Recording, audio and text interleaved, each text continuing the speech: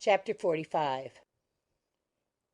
Convinced as Elizabeth now was that Miss Bingley's dislike of her had originated in jealousy, she could not help feeling how unwelcome her appearance at Pemberley must be to her, and was curious to know with how much civility on that lady's side the acquaintance would now be renewed.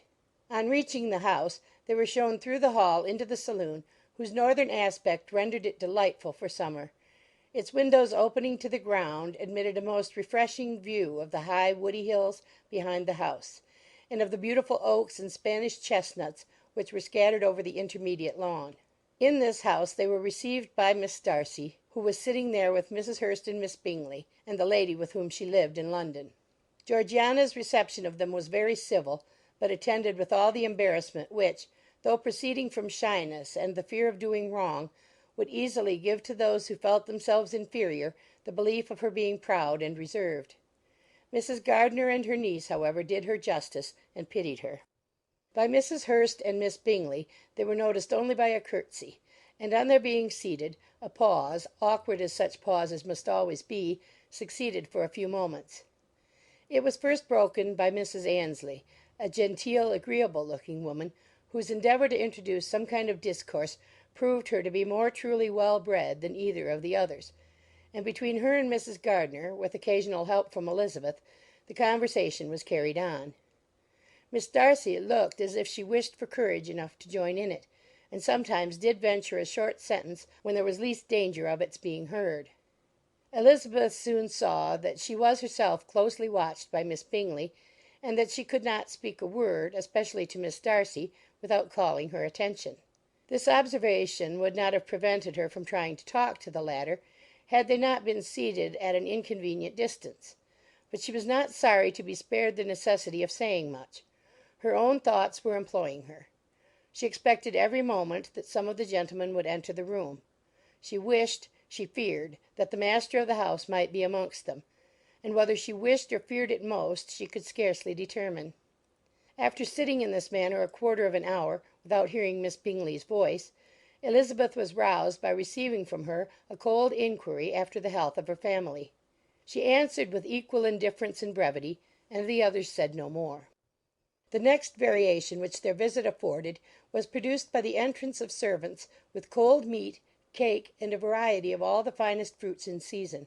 But this did not take place till after many a significant look and smile from Mrs. Annesley to Miss Darcy had been given to remind her of her post. There was now employment for the whole party, for though they could not all talk, they could all eat, and the beautiful pyramids of grapes, nectarines, and peaches soon collected them round the table. While thus engaged, Elizabeth had a fair opportunity of deciding whether she most feared or wished for the appearance of Mr. Darcy, by the feelings which prevailed on his entering the room; and then, though but a moment before she had believed her wishes to predominate, she began to regret that he came. He had been some time with Mr. Gardiner, who, with 2 or 3 other gentlemen from the house, was engaged by the river, and had left him only on learning that the ladies of the family intended a visit to Georgiana that morning. No sooner did he appear than Elizabeth wisely resolved to be perfectly easy and unembarrassed, a resolution the more necessary to be made, but perhaps not the more easily kept, because she saw that the suspicions of the whole party were awakened against them, and that there was scarcely an eye which did not watch his behaviour when he first came into the room.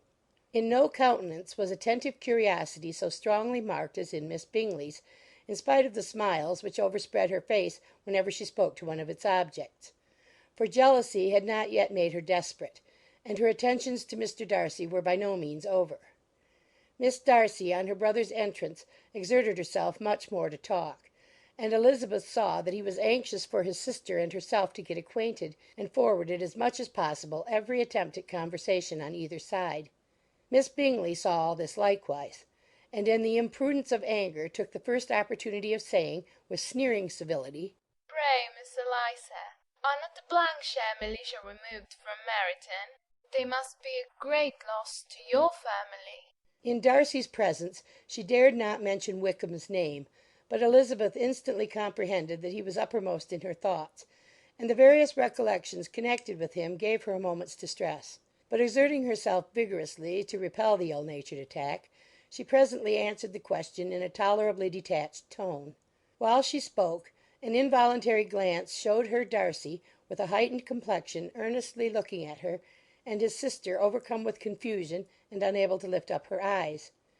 Had Miss Bingley known what pain she was then giving her beloved friend, she undoubtedly would have refrained from the hint; but she had merely intended to discompose Elizabeth by bringing forward the idea of a man to whom she believed her partial, to make her betray a sensibility which might injure her in Darcy's opinion, and perhaps to remind the latter of all the follies and absurdities by which some part of her family were connected with that corps. Not a syllable had ever reached her of Miss Darcy's meditated elopement. To no creature had it been revealed where secrecy was possible, except to Elizabeth; and from all Bingley's connections her brother was particularly anxious to conceal it, from the very wish which Elizabeth had long ago attributed to him of their becoming hereafter her own. He had certainly formed such a plan, and without meaning that it should effect his endeavour to separate him from Miss Bennet, it is probable that it might add something to his lively concern for the welfare of his friend. Elizabeth's collected behaviour, however, soon quieted his emotion; and as Miss Bingley, vexed and disappointed, dared not approach nearer to Wickham, Georgiana also recovered in time, though not enough to be able to speak any more. Her brother, whose eyes she feared to meet, scarcely recollected her interest in the affair, and the very circumstance which had been designed to turn his thoughts from Elizabeth seemed to have fixed them on her more and more cheerfully. Their visit did not continue long after the question and answer above mentioned, and while Mr. Darcy was attending them to their carriage, Miss Bingley was venting her feelings in criticisms on Elizabeth's person, behaviour, and dress. But Georgiana would not join her. Her brother's recommendation was enough to ensure her favour. His judgment could not err, and he had spoken in such terms of Elizabeth as to leave Georgiana without the power of finding her otherwise than lovely and amiable. When Darcy returned to the saloon, Miss Bingley could not help repeating to him some part of what she had been saying to his sister. "How very ill Miss Eliza Bennet looks this morning, Mr. Darcy!" she cried. "I never in my life saw any one so much altered as she is since the winter. She is grown so brown and coarse. Louisa and I were agreeing that we should not have known her again." However little Mr. Darcy might have liked such an address, he contented himself with coolly replying that he perceived no other alteration than her being rather tanned, no miraculous consequence of travelling in the summer. "For my own part," she rejoined, "I must confess that I never could see any beauty in her. Her face is too thin, her complexion has no brilliancy, and her features are not at all handsome. Her nose wants character. There is nothing marked in its lines. Her teeth are tolerable, but not out of the common way.